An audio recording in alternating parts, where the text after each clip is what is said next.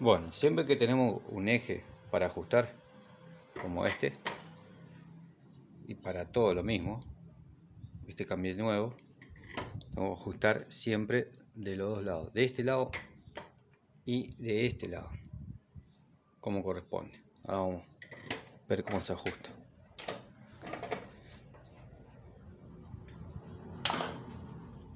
En este caso una 17 y llave de cono que entra ahí, es una llave de cono 15, 17.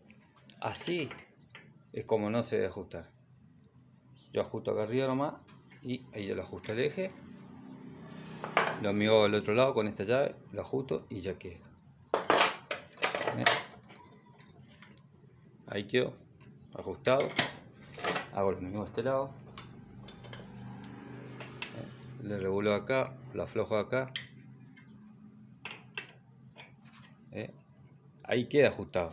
Pero ¿qué pasa? Está mal ajustado, porque eso en unos días ponemos la bici y se afloja de vuelta.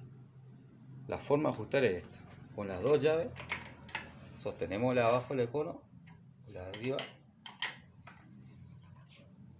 ajustamos bien, ahí, de un lado y del otro lo mismo. Pongo ahí y ahora sí giro la rueda acá. Si hace falta le aflojo un poco el cono, si hace falta más aflojo hasta que veo que queda. Una vez que queda ahí, ahí sí ajusto lo nuevo como el otro, los dos. Sostengo con la de cono y hago fuerza con la de arriba, bien ajustado, con mucha fuerza de ajuste. Esa es la manera de ajustar un eje. De esa manera no se va a aflojar más. La única forma que se afloje es cuando se gastan los conos o se gasta las cubetas adentro. Y siempre dejarlo un poquito pesado, un poquito ajustado, porque si la dejamos flojita, a los 2 días se nos afloja. Se asienta eso después y se afloja. Se prueba con la mano.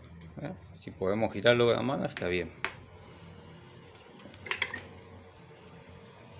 Podemos girar la rueda con la mano porque está bien. Siempre dejarlo un poquito más justo que flojo.